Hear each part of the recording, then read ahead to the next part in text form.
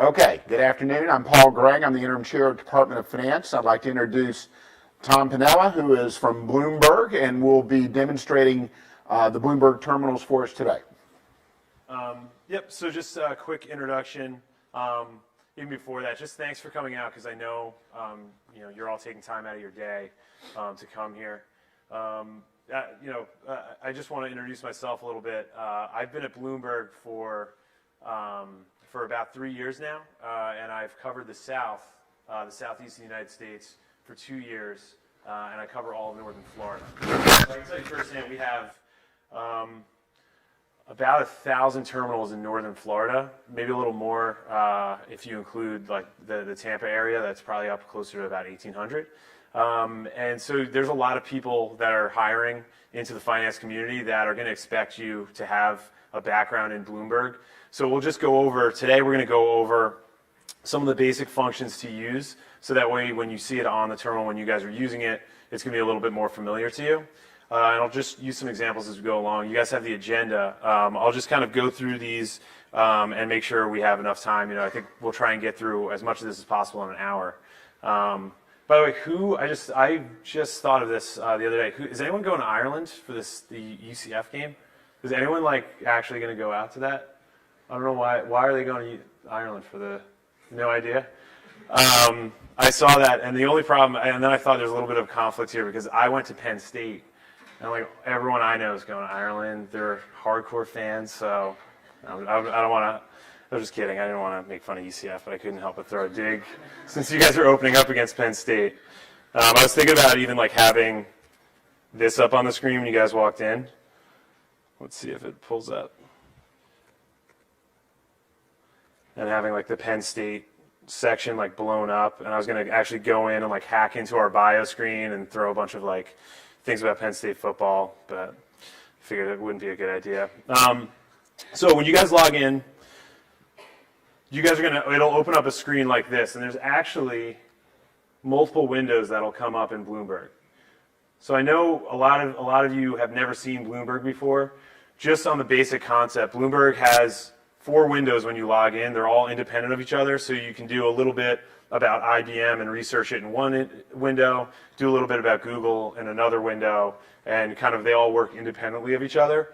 So for simplicity's sake, we're just going to be looking at one screen and just working through that as we go through the tools today. But just keep in mind, when you log in, you're going to see a few different screens. Now, looking at a Bloomberg screen, it looks kind of almost like MS-DOS-like, right? It's got just a flashing blue icon at the top. That's going to be your command line. So that's really what controls everything that you're doing in the screen. And you can basically think of it as 2 things. You can type either stock tickers or bond QSIPs into the top and load those to then analyze them, or you can type in functions. All right, those are basically individual, unique tools. You see them highlighted in orange on your agenda. Those are all going to be tools that you can use to analyze either a general market or a specific company, stock, or bond. And then the bottom of the screen will just show you all that information that you're looking for. If you look a little bit above that command line, you'll see at the left a menu, which I can click on and see other tools and options that I can use, and another drop-down which shows different securities that I've been looking at, and then just to the right of that, whatever the tool is that I'm using at the time.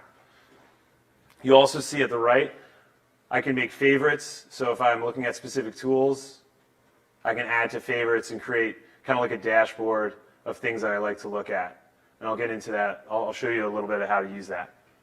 So that's basically framing out what a screen looks like. So if I would go and type into this command line and I want to look at, say, Apple, right? I can type in the security, the ticker, and just like Google has autocomplete, we make it a lot easier for you to use. You can do the same thing. I can either see if we had any tools that had that word in it, they would show up. But I can see all of the securities that might be related for what I'm looking for. So you already have suggestions. Or I could have even, if I don't know the ticker, I can type Apple, and even still, I have those options. So when I click on it, you'll see at the top there, now it says Apple, and I know anything I'm going to do in this screen is going to be related to Apple. So all the tools that we're going to go over if you're looking for a specific company, I type the company in, I click on it, and now I can do whatever I want in terms of looking at Apple, and you get a whole menu.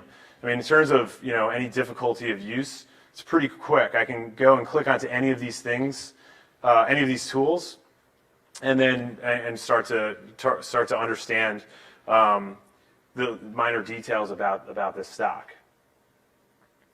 If I go into a particular tool, so this is the description page, and this is one of the most basic and fundamental tools that we have. It basically gives you a description of everything about this stock.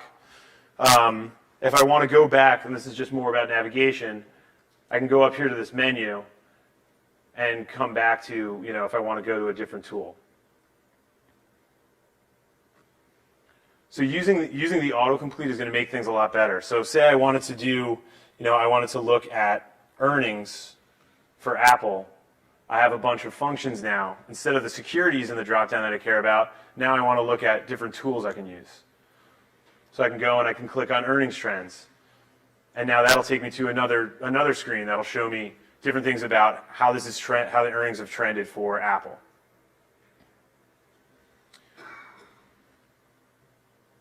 And then the other thing to help you with navigation and understanding things is you're going to see there's going to be different kind of keys along the top of the keyboards. And one of them, there's actually going to be a button that just says help on it, top left. It's green. You can't miss it.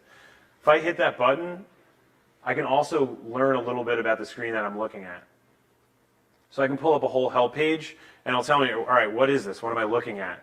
This is really, really useful because sometimes you might come across some terms you don't fully understand. It's a good way of kind of learning a little bit about the market, not just about Bloomberg, right? You can go in and look at definitions for some of the terms you might see that are on here. So what do revisions means? What's a surprise exactly? Some of these, might be pretty straightforward, but you might come across phrases that you're not familiar with. You can always hit the help page and look at that. And then you can also obviously understand how to go ahead and actually use the tool you're looking at. So the help button is going to be very important. And then on top of that, if that still doesn't give you the answer that you need, you're going to see live help here. And what that'll do is I can click on that, and now it gives me a prompt, and this is how you're going to access the help desk. Help desk is 24/7. You have people that, they have a background in finance, and they can help you with whatever you're looking for. So you can quickly type in something that you're looking for, and they'll get back to you on your Bloomberg email address, which you'll get a pop-up basically saying what the answer is that you're looking for. So, I'm just trying to, before we really dive in, I want to make sure it's clear that the resources to help yourself are there, and as far as navigating, there's a lot of menus that you can use, and there's the autocomplete that you can use. So it should be pretty easy when you have the tools in front of you and you know what you're looking for to be able to find the tools that you need, okay? So I do want to go into, I think we're going to start with looking at just our equity platform and some tools dealing with stocks.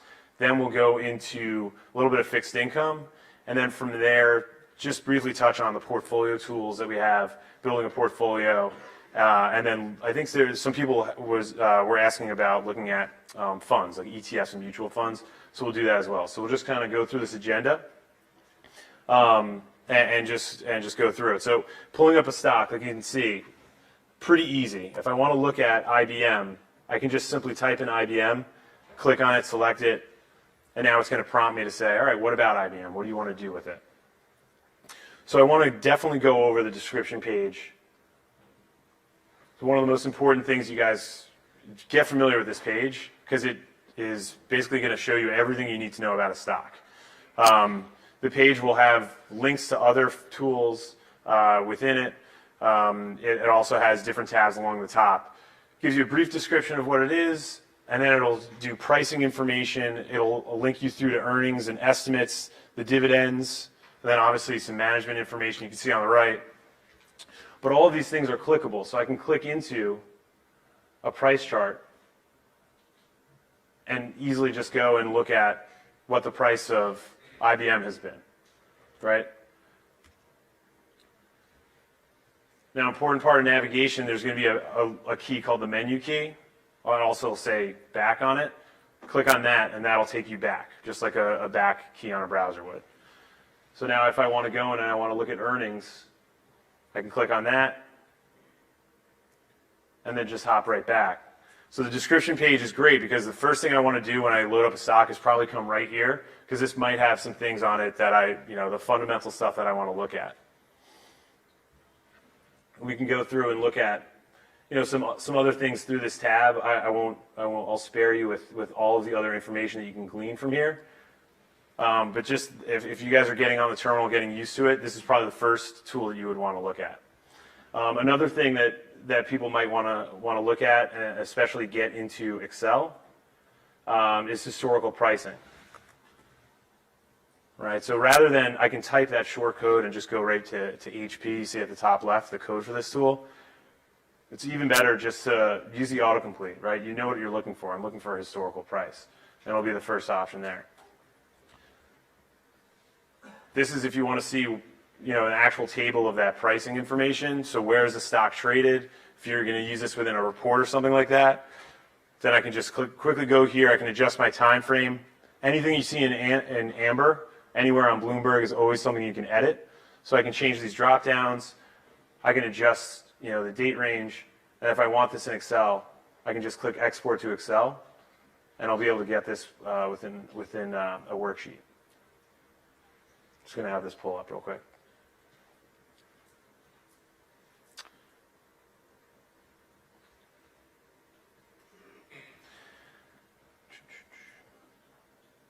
I want to see if they have the formulas underlying on this. I think this is going to be static data. Let's see.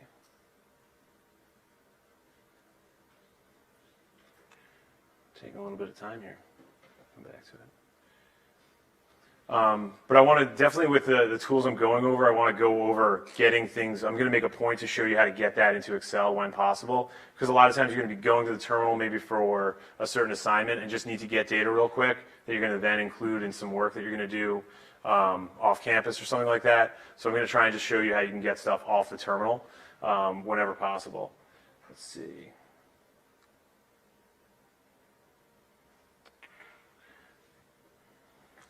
Get back to that. But there's going to be kind of what Paul touched on. There's going to be a difference between static data and what we call dynamic data. Basically, it just means that there's a way that you can pull Bloomberg data into Excel without actually going into Bloomberg, right?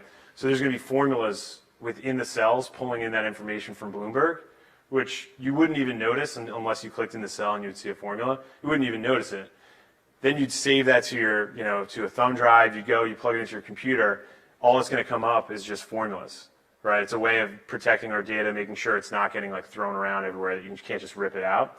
I'm going to just show you basically how to get around that. Whenever that happens, you can copy and then paste values into another worksheet. Is everyone basically familiar with pasting values, right? Yeah, I'll show a quick example if we have to. I don't know what's going on with my Excel. Well, that would be a problem. Anyways, we'll keep going on because the other examples I think this would be static data where it's just raw data, where you can just put it on your thumb drive, take it out of the classroom, no problem. Something like if we're doing, you'll see the next tool we're looking at is now analyzing fundamentals of a company. So if we're going into the company outside of just pricing and basic information, financial analysis page, any equity analyst is very, very well acquainted with this page. This is also useful if you guys are taking accounting as well, looking at the relationship on a balance sheet, an income sheet, cash flow statement. All of that for public companies we take and we put on the financial analysis page. So you can see if you just go across, the tabs pretty much say it all. We can go to all of those, the income statement, balance sheet, cash flow, and then it goes on and on. The key stats is really what you'd wake up to and you would look at: market cap, revenue, things like that. So this is the page that I would go to if I'm doing fundamental analysis, right? So not technicals. I'm looking at what makes this company tick. So I'd go to the financial analysis page, and that would have everything I need. Hopefully we'll try this Excel again. If I want to output this to Excel, let's see what happens when we do that. All right, got it. So I can put this into Excel, but see it's requesting data. See these little, this is Bloomberg's Excel. We have an API that actually pulls this into your Excel sheet from Bloomberg. So this is only going to work if I'm logged into Bloomberg on the same PC. So this is when, if I ever see that, I pull this information, all you have to do is click into any of these cells. If you see that the value is actually just a formula, all you have to do is, copy, Control C there, and paste values. Now this information, see when I click into those cells, there's no formula. So anytime you guys are going to pull some data from Bloomberg and put it onto a thumb drive and use it somewhere else, that's what I'm talking about. Hopefully now it makes more sense. It's not as abstract. When you see those formulas, just copy and paste values. All right, that way you can use it and you don't need to be at the terminal. Sticking within financial analysis, though, this is another page. If you're doing any fundamental analysis, you definitely want to get well acquainted with this page. Say I forget how to get to this screen. For some reason, I don't maybe not have a cheat sheet in front of me that has the functions. I can always click on this little star and click Add to Favorites. I have a million favorites, but if I add to that, it'll just ask me, do I want to add it? It's just like bookmarking something on like Internet Explorer or Google Chrome or something like that. And now when I click up in here, it would always be there. So definitely, if you're finding yourself using a lot of screens often, use that star icon. That'll help. I know Paul wanted to touch on another thing. We have weighted cost of capital. Let's see if we can pull it up. So the weighted average cost of capital, that's another screen that we can go to and look at that information. This will basically show you how to calculate that, how we've calculated that, what the inputs are, and how it's changed historically. I can actually go and I can create a report from this. Anytime, everything up in the red will be about trying to take it into a format that I can use off of Bloomberg. So I can create reports. If I want to see what the cost of equity is, I can actually click in, and what we'll do is we'll even show you how we calculate that. So you can actually go around, play with the multiples, and see how that would affect the cost of capital. If I hover over these things too, it'll actually tell me what's going into this. So for this, it's the risk-free rate index. It's the generic 10-year. So it's the Treasury 10-year rate. So I can go in and I can find things for myself. And this is a really good page. I know for me, I have a fixed income background.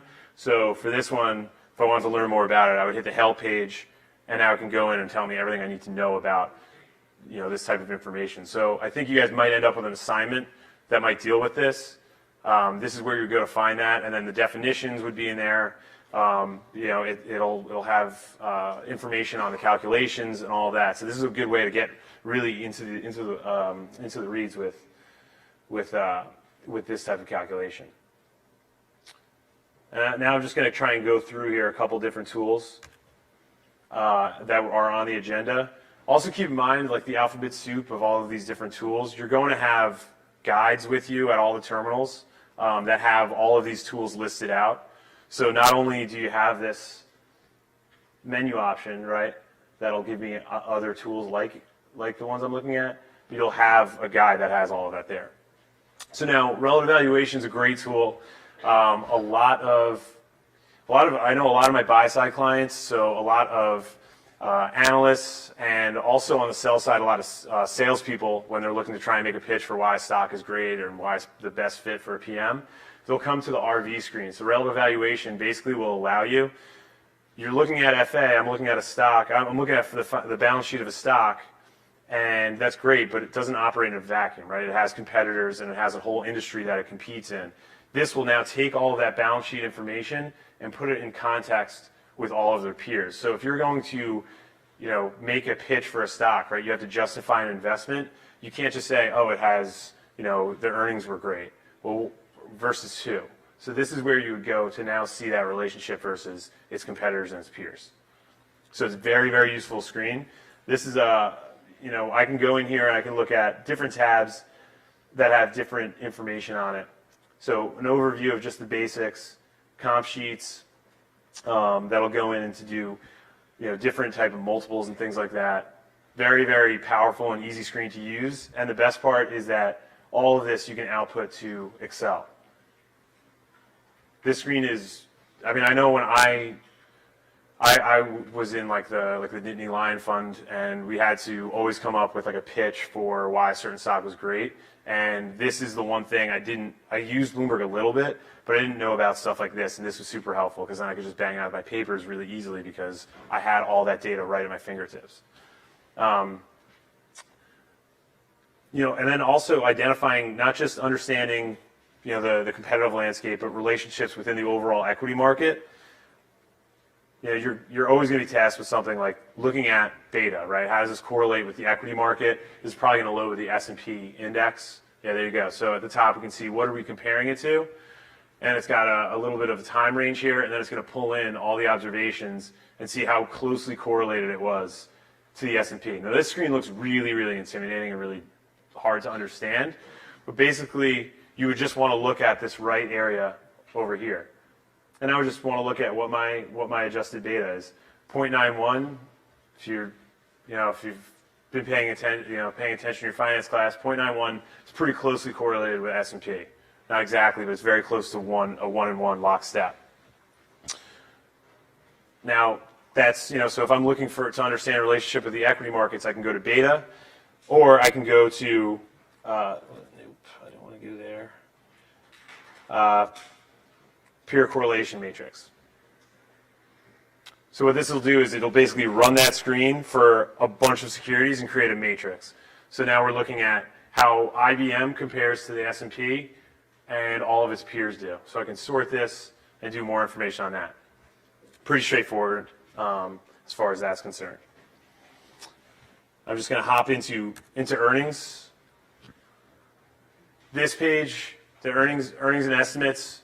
We have all of the analysts on the street that will cover a stock, right? They're tasked with basically predicting where they think a stock's, particular, metrics like sales, net income, where all that's going to be, and they give that right into Bloomberg because first off, they want to publish their research, but what we do is take all of that street data, put it together, and come up with consensus estimates. So this is what people can look at if they're looking at a stock and either have invested or potentially will invest in it, to understand what analysts who live and breathe that industry, what they think the stock is going to do. So I can go and I can look at earnings history from here. I can look at what the current multiples are. I can look at analyst coverage. This is a great tool here because this will tell you the guys that they do this for a living, will tell you what they think. So if you're trying to justify an investment, you can come here and say, well, looking at the top, the red, which means sells, has started to come in a little bit, and we've seen buys start to shrink a little bit. So overall, they're saying like market perform, maybe a little bit more buys than sells. It's starting to be a downward trend. So these are like very quickly, I can come in here and make a judgment on this. Yeah. What is market perform? Market perform means it's going to be like probably not too high, not too low, right? Perform with the market. Whereas like when they say you're bearish, right? It's like a sell, and if you're bullish, you'd say buy. So this is saying that they're for the majority they're not expecting much. Some people are saying buy, but again, that margin's getting less and less. So that's how I would interpret that screen as saying, overall, I'm not too scared if I have IBM, but something has happened over the last few months that people are starting to back away from them a little bit. Yeah. Is that A&R up there? Is that the command that you're on? Yeah, exactly, right? So we have our menu, we have the stock we're looking at, we have the specific tool that we're using. Yeah, so exactly. And again, all of these tools that you have that are on this cheat sheet here, you're going to have them all printed out in a booklet by every single terminal. So I just want to make sure that when you guys actually do open up these tools, some of them will be a little bit familiar and ring a bell as to what they're doing there, what's the purpose, and how do I maybe use it. A little news alert. Kind of going right along. We also have, if you have to do any analysis about dividends, so stocks that have issued dividends or are issuing dividends, this is just basically a calendar and also a forecast of that.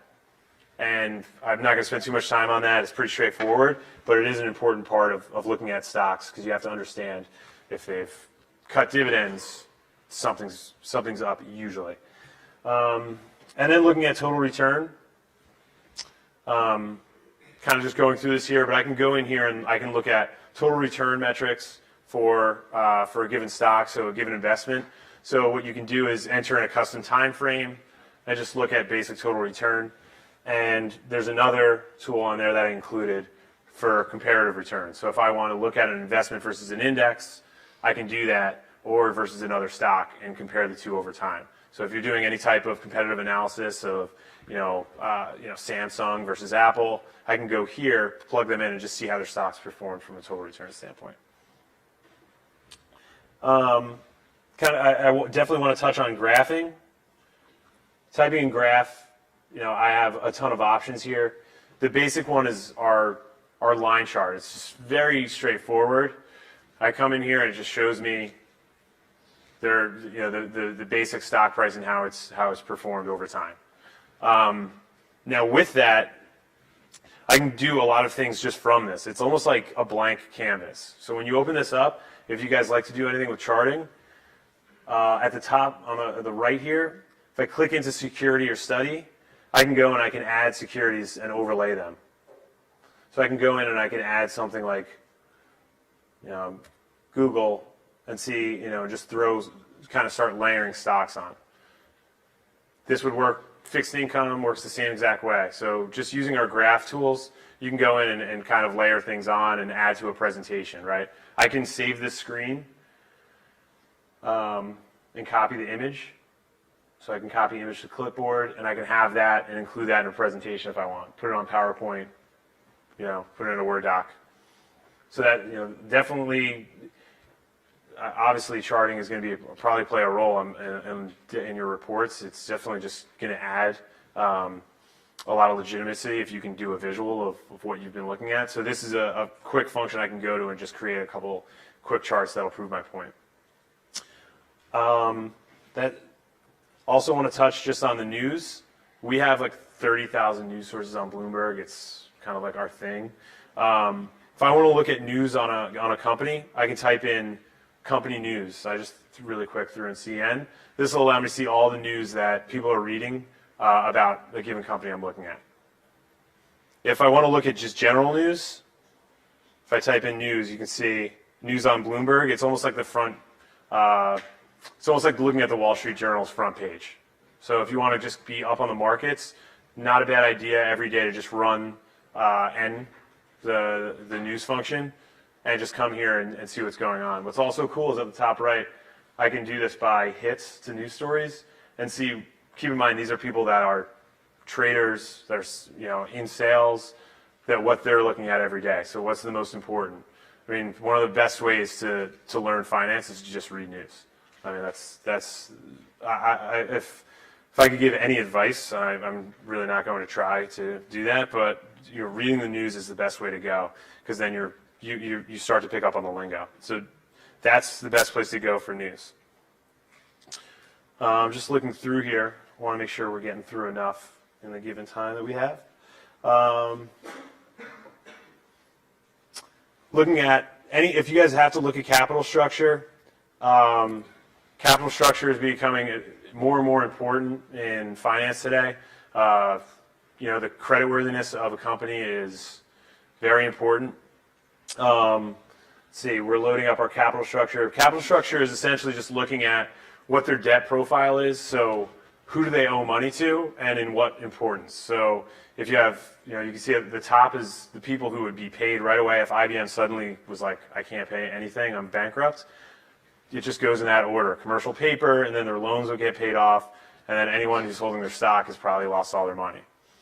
So if you guys are doing anything in terms of looking at the capital structure of a company, that's one tool to use, and also their debt distribution, which looks at, on the fixed income side of things, what do they have outstanding in terms of fixed income. So this would show you what payments they have to use, what they have to pay off over time. So that's their debt profile. I don't think I need to go into those too much.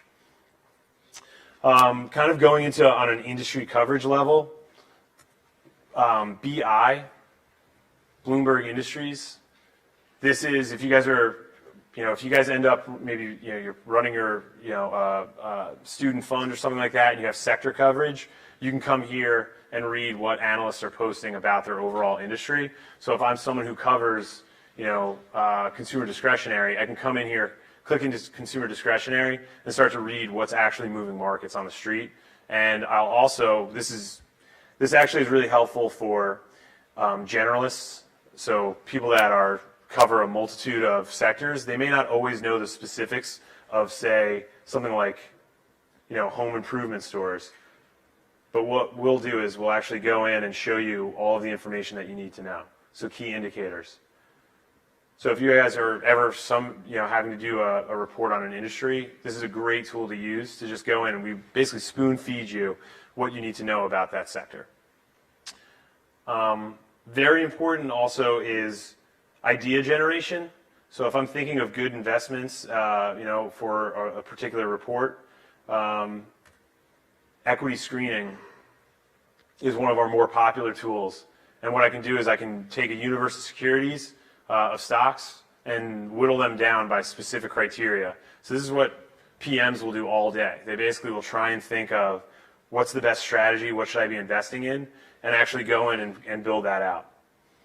So I can go right in here and say I want to look at stocks that have a market cap that is, greater than,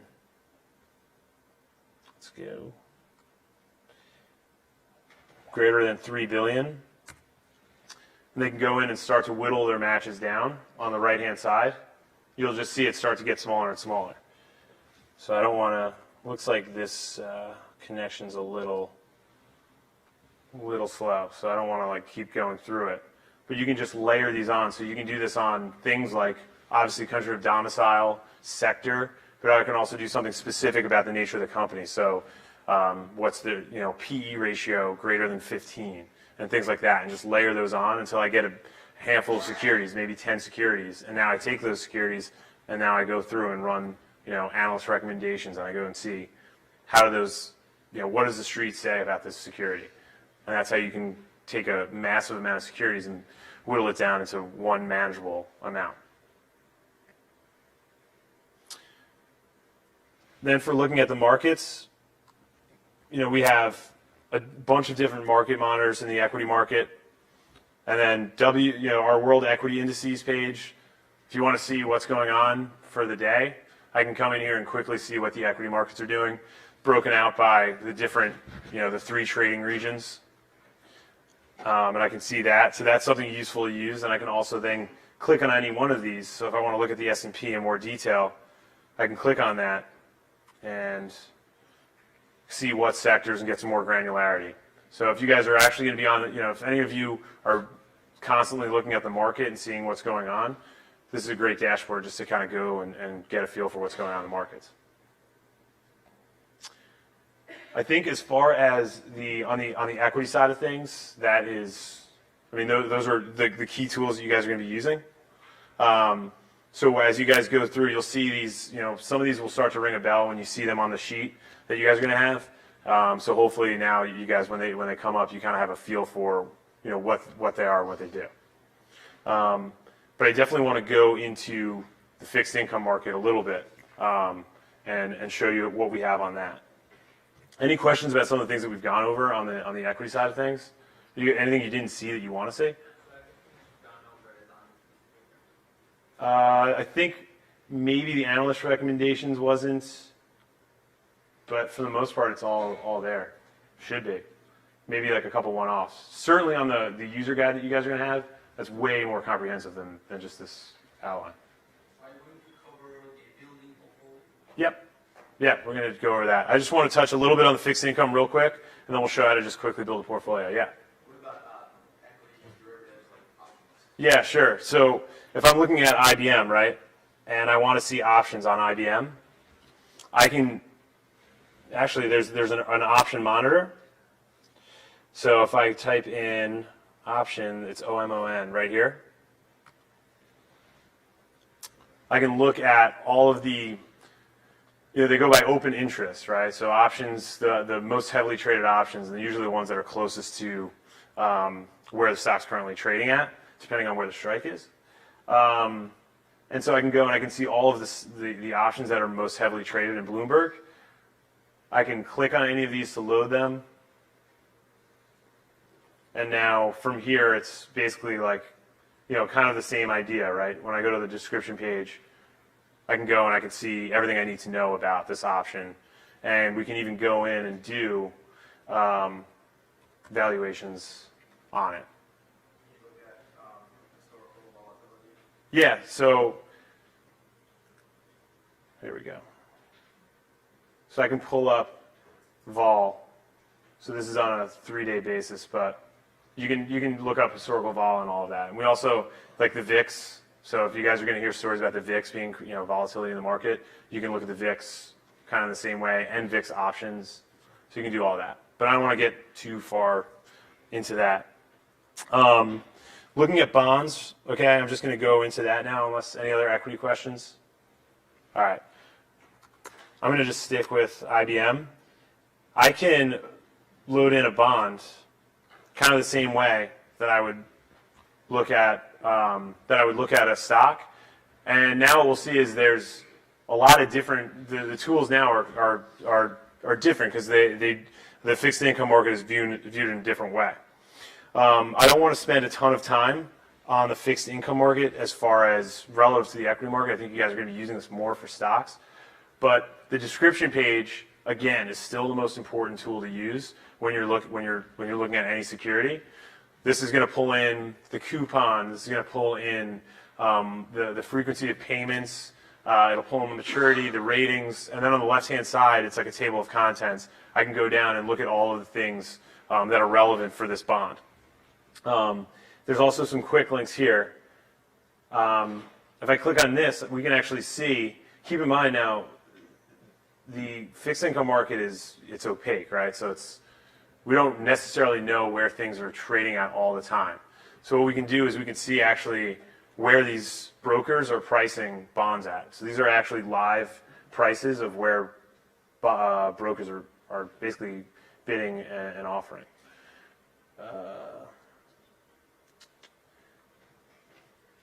I think for the other important tool is yield and spread analysis. So if you want to understand the relationship between price and yields, this tool is used by everyone in the fixed income market.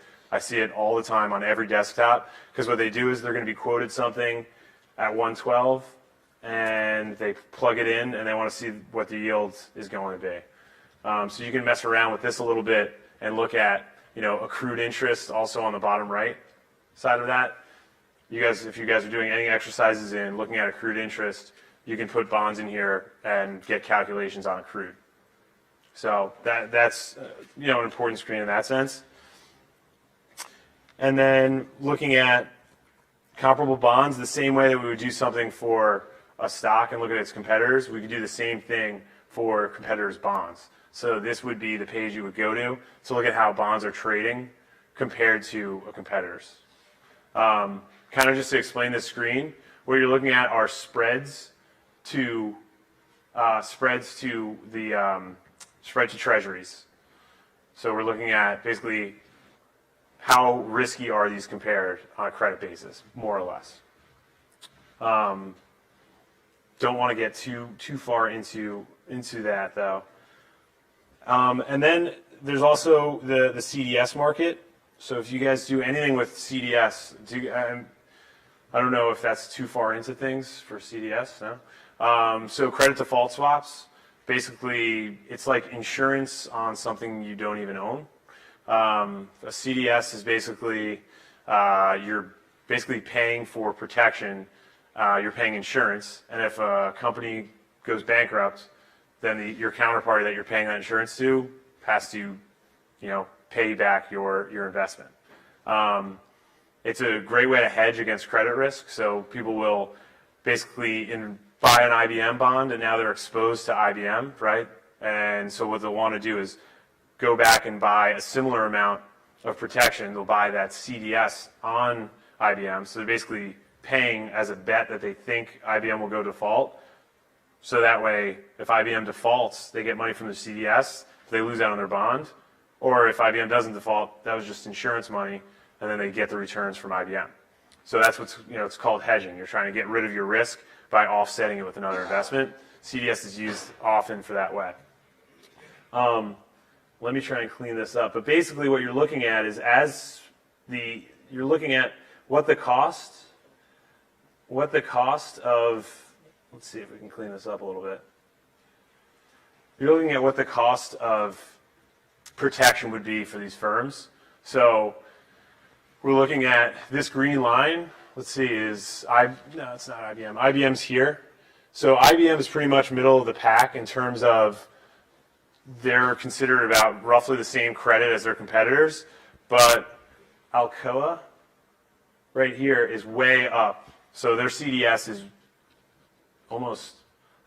is more than 3 times as much as IBM's and pretty much all their peers. Something's up with Alcoa. They're perceived as more likely to default. That's why people are going to charge more if you want to buy insurance on them, buy their CDS. So CDS is, this is a great screen to go to if you're trying to understand a company. It doesn't matter if it's equity or if it's fixed income. You want to understand how the market thinks about them from a credit standpoint. This is where you go for that. I'll take that right into looking at credit. I don't know if I want to get into building out your own credit default swap. Probably stray away from that. I think on the macro, on the other side of the agenda, one thing I want to just touch on, if you guys are looking for rates, so like things like LIBOR, treasury rates, these are like things that if you're in finance, you have to know where treasuries and LIBOR are at. You can go to this page here, BTMM. I think it stands for Bloomberg Treasuries Money Markets. I don't know. All I know is it's one of our oldest screens, and it's used by pretty much everyone on the street, and they just have it up in the left-hand corner of their screen. So this would be a way that you can go in and it's very noisy, but basically all you need to know is right here, when people say where are 10-year treasuries, that's what this is, this rate. So when you hear anything about treasuries, they're talking about these bonds here, and then LIBOR is right here, 3-month LIBOR. That's right. That's basically driving every single interest rate swap outstanding, basically. So that's kind of a brief overview of the fixed income market. Any questions on that? I didn't do as much with that, but I think you guys will be okay with that. Any questions on that? I'm going to hop into real quick creating a portfolio. So if you want to look at creating a portfolio, we can simply type create portfolio. That's the first option. Now, very quickly I can go in and it's pretty intuitive. I would just click create and I'd give it a name. And I don't know why I default to euro, but there we go. I can just have, basically just name it, and I would say if I want to do shares, fixed weight or drifting weight. I'll do a quick drifting weight for this. I'm basically saying some basic information about my portfolio, and now I just have a blank canvas. I can go and start adding stocks that I've picked that I want to add to my portfolio. Important thing to note, if I want to have any history of this at all, I want to change this date. If I'm just creating this portfolio today and I'm investing today in all of this, I'd keep that date obviously as today's date. But if I want to see how this portfolio would have done if I started investing in these stocks at the beginning of the year, I would obviously just change the date. So very quickly, I'll just throw in a few securities. I'm going to do Netflix.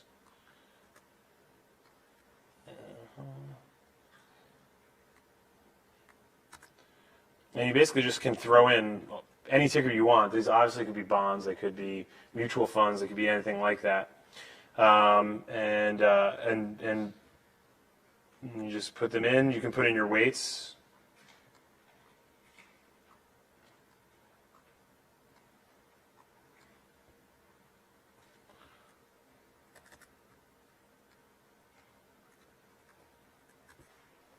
I just save this like I would, a Word document, and now I have a portfolio. So now what I can do is, top it just says Analyze. This will take me to our portfolio function. Now when it's in here, I can go in and I can look at this. I can do it by GIC sector. I can do this by a bunch of different things. I'm just going to say none for now. And I just want to see all of my stocks.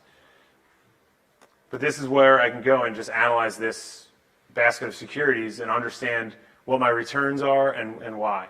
So I can go in and I can look at things like performance and see what my performance is over time. So things like total return. Let's see this.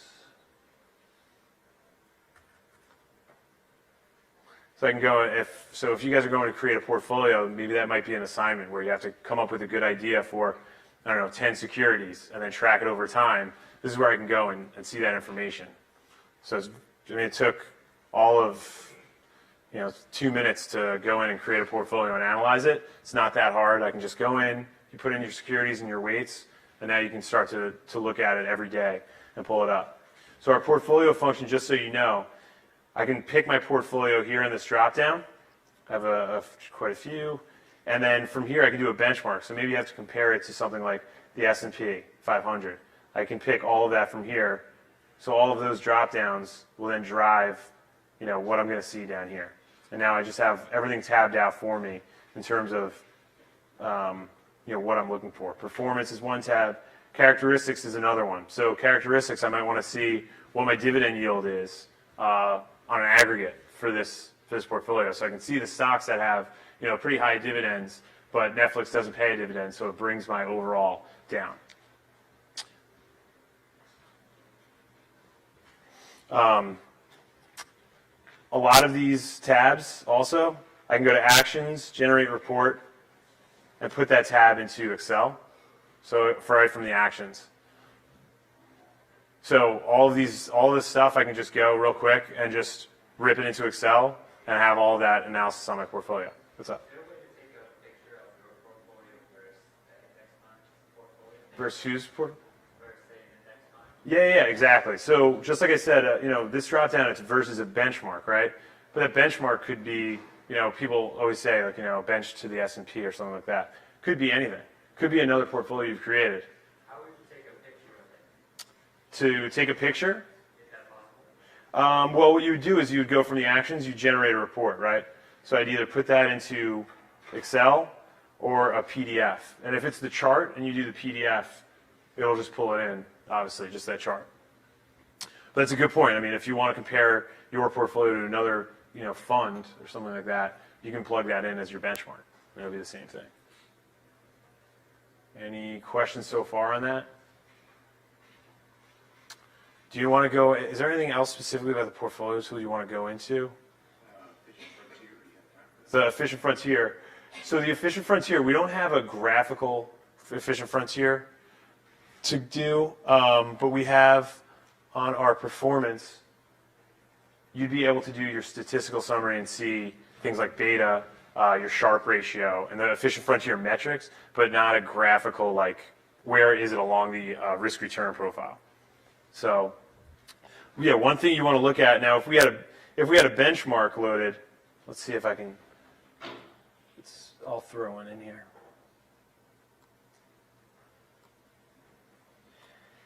One thing you might want to do is look at how risky your portfolio is versus, that's the concept of efficient frontier, the risk versus return. Are you risking a lot to not return too much? Obviously not a great strategy. I can come in here and see versus my benchmark what my Sharpe ratio is over time. So that's one of the main factors of Sharpe ratio, and also beta. So how closely correlated am I with my index? If I'm, too far away from one, then depending on my stance of the market, that could be a very bad thing. So the efficient frontier aspect, you can go to statistical summary under performance for that.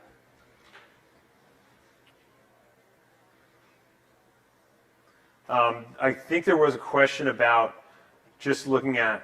I don't think there's anything outside of I'll go into looking at properties, but other than that, what else specifically? Does anyone else have questions? Those are, the equity fixed income portfolio tools. Futures? Yeah, sure. So we have our contract table. And this would have all of your contracts for futures. So I have, you'll see the index contracts there, which would be like your equity futures. But at the same time, you have agricultural, right? I can go into, let's see, where's oil at? So oil futures gives me a list of all the futures on Bloomberg. I can click into one of these, and again, look at the description of, the most active contract. And it'll pull up. Yep. So I also got the debt structure window. Yeah. Yep. If I wanted to keep that debt structure window up but go to a different company, is that possible? Or Yeah, so like I kind of said in the beginning, what I could have done, now, we were doing all of this in just one window, so I have it maximized. But if I want to look at IBM, they'll say I want to still look at this contract table. Then over here, I want to look at IBM's debt structure. I can do that. That's why they're independent of each other, because you're not just going to be doing one thing at one time. You're going to have different things going on. So you have multiple windows to do that. Anything else so far? So I think that, we're going to go into a little bit of looking at property, looking at, if you have a CMBS or something like that, looking at loan level properties. I don't know where he went, but we were talking about REITs. It's not the same thing as that, right? You're looking at from a loan level? Okay. So this one, I had to call in my friend on our commercial real estate team, because this one I was like, you stumped me. This was like the last email that Paul sent me. We had a whole agenda going back and forth. And then at like 11 a.m. today, he was like, oh, by the way, also this. And I was stumped. So I actually have to go through here to find the... Okay. So I have the instructions here. So if we're looking at commercial property is what we're going to look at. We're going to switch gears a lot. I do know a little bit, enough to be dirty. We have, CMBS, right? So it's commercial mortgage-backed securities. So it's a mortgage-backed securities, but instead of like the household mortgages that your parents are paying, that are getting fed through, and all of those cash flows go on to the holder of that mortgage-backed security. These are from commercial real estate, so like huge, massive skyscrapers that are downtown, or like the place where Arthur's Pizza and all of those, that whole storefront is. Those would all be priced into a commercial mortgage-backed security. So I'm going to pull one up on Bloomberg, and I was basically fed a good example.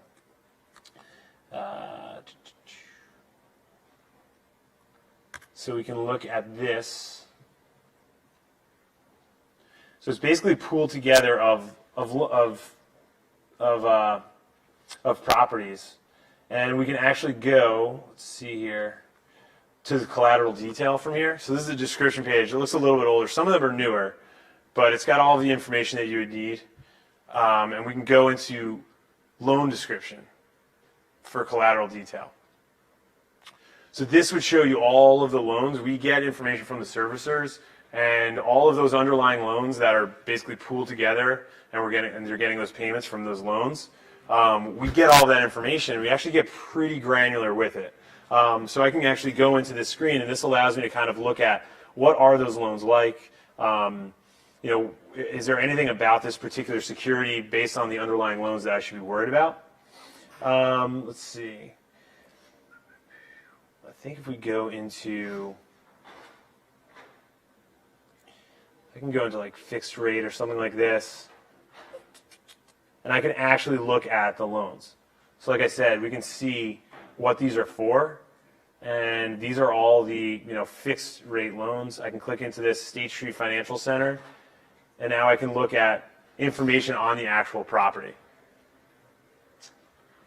So we get as much information as we can on this. Let's see. We can see anything about the property value. We can see how it's performed. We can see property value, and there's things like the CapEx. So let's see what else. Debt servicing. The cap rate is probably the most important thing. but I can keep going and look at the underlying financials. But we want to know. You can also do the reverse and say like, I don't know, Blockbuster. I don't know how many properties had exposure to Blockbuster. Obviously those are probably going to be in bad shape. You can actually do the reverse and find by tenant how many loans are, how many CMBS deals have properties like where they're relying on Blockbuster to be paying rent. So that's a way that commercial real estate market we can interact in that level. We get the loan information, and then we will allow people to search through the loans. All right, that's what I got on that. That's all I got on that one. Anything? You guys have any other questions or anything like that? All set? Nope. Couple. You first. Okay. You showed us something about currencies, maybe? Currencies? Sure. So the FX market, let's see, there's the fixed income information portal. I typed FX, right? First thing I see is that option. And from here, you can do a lot of damage. I can see pretty much all the information I need. You can go out into options and volatility. But this is really where a lot of people would go to immediately just see where rates are going.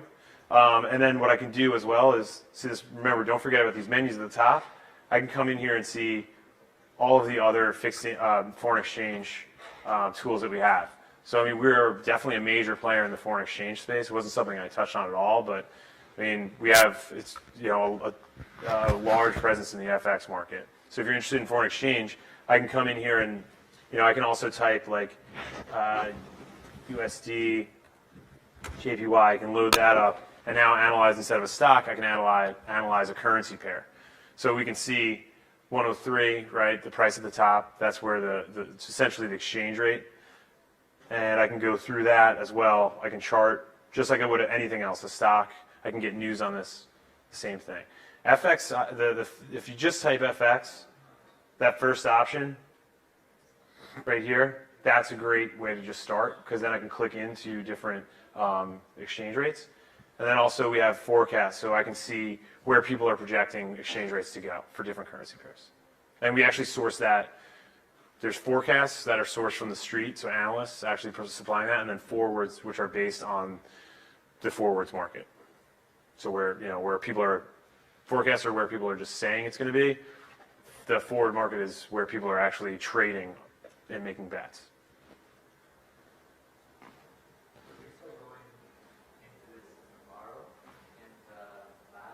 You could do it right now, right? Hypothetically, right? Right now, it's open until 9. Yeah. So I think if you have your NID, what is? I'm not clear. I don't know what the. So you'll need, and hopefully everyone's NID is in there correctly. If not, contact your instructor and we'll try to get that fixed. But hopefully you're all in, and so you could go to the lab until 9 o'clock tonight and just get on and start exploring, which is what we want you to do. The machines are for use by our students for the classroom. So we do not want, and nor are we contractually allowed to, if you're working for an employer and your employer asks, hey, would you go get some information on Blue, we're not going to allow that. This is for academic use by our students, and contractually that's what we've agreed to do. So just that, that's the big rule here. If faculty use the data, they have to source it and say that it was derived from Bloomberg. From a copyright standpoint. But so there are not a whole lot of rules, but there's something to keep in mind. But it's an extremely powerful tool used by most of the people on Wall Street, and it gives you a completely different idea of how finance and money works. Yeah. So we're really hoping this expands the education here at UCF by exposing all of you to the real world of finance through the Bloomberg terminals. And I'm not just saying this because obviously I work at Bloomberg, but I remember I started my senior year. After my summer going to my senior year, I did an internship and used Bloomberg there, and that's where I got my exposure to it. And then I was starting to do it on my reports just independently because we had Bloombergs in the lab.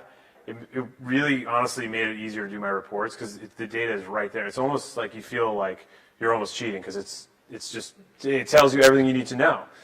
So I would go there and do that, and then when I said that in an interview, the guy later told me, obviously I was interviewing at Bloomberg, so that was a little different story, but I mean, I really do think if you're able to go into an interview and say, yeah, we have it at UCF, I have a login, send me a Bloomberg message or find me on Bloomberg, it really goes a long way. I mean, now that I've spent 3 years working in finance, again, not just saying this because I work at Bloomberg or worked anywhere else in finance, I would definitely say that you should be using this and then name dropping Bloomberg on all your interviews.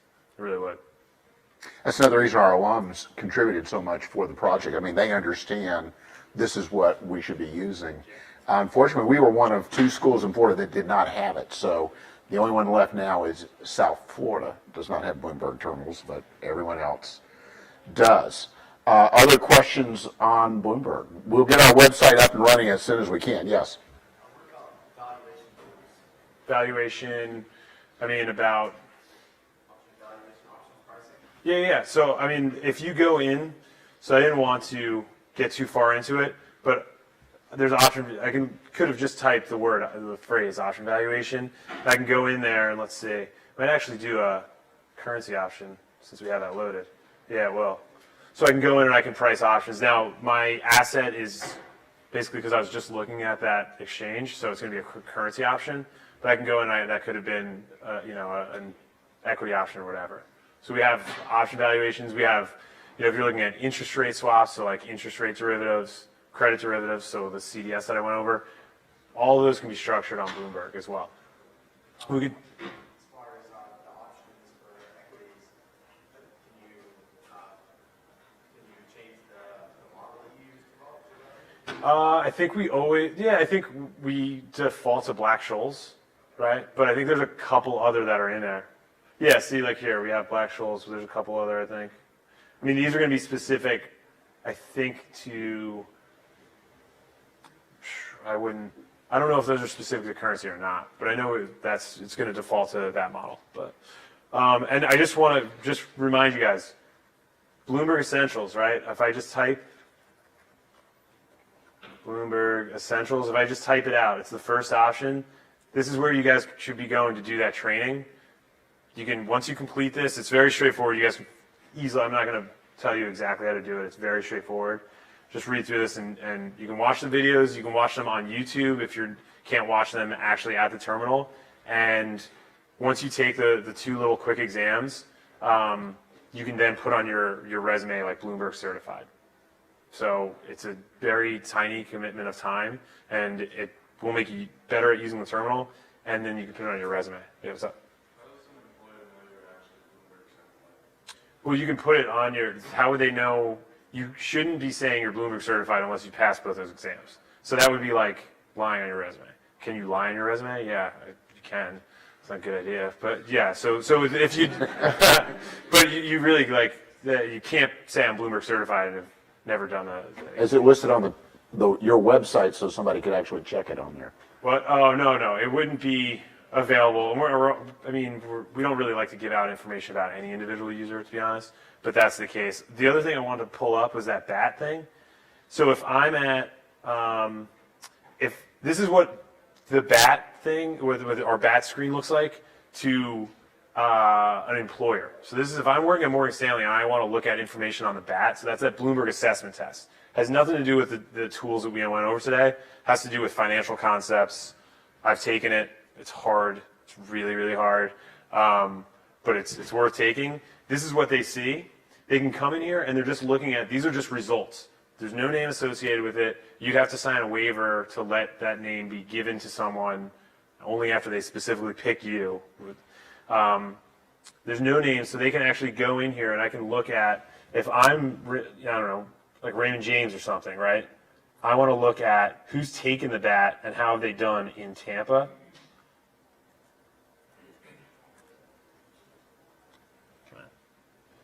It's been a little tricky today.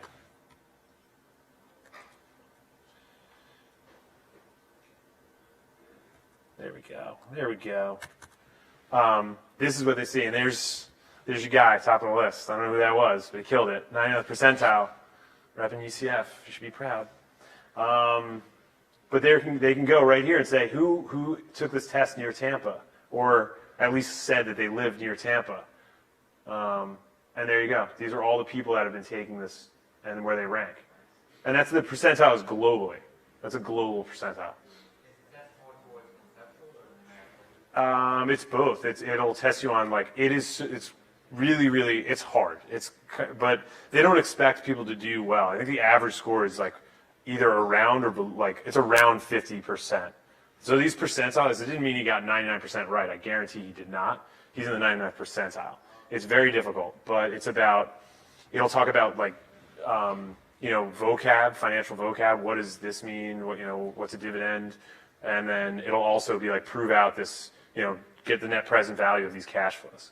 So it's all of that. But it won't be like, how do I see the description of a bond on Bloomberg? It's not that at all. So that's the BAT. That's the Bloomberg Assessment Test. Bloomberg Essentials you do on Bloomberg.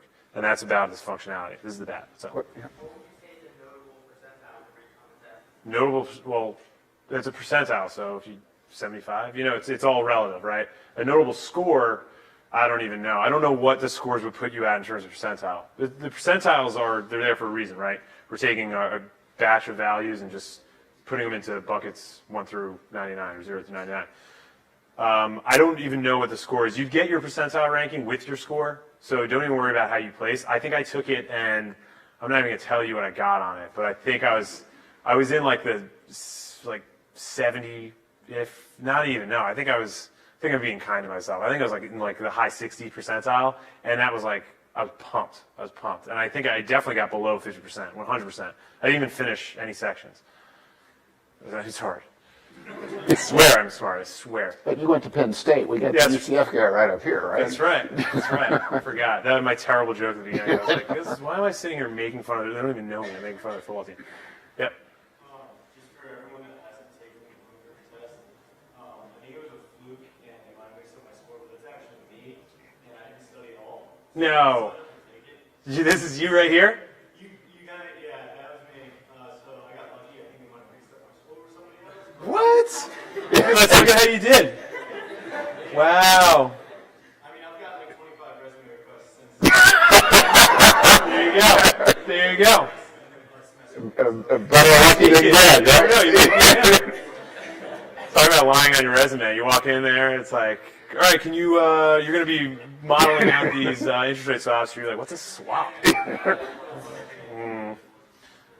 All right, well. All right, we're going to have to let the next class Yeah, I'm in just here. going to withdraw that now. I'm going to tell the bad people. You should have told that in front of me. Have fun with the terminals. Thanks, guys.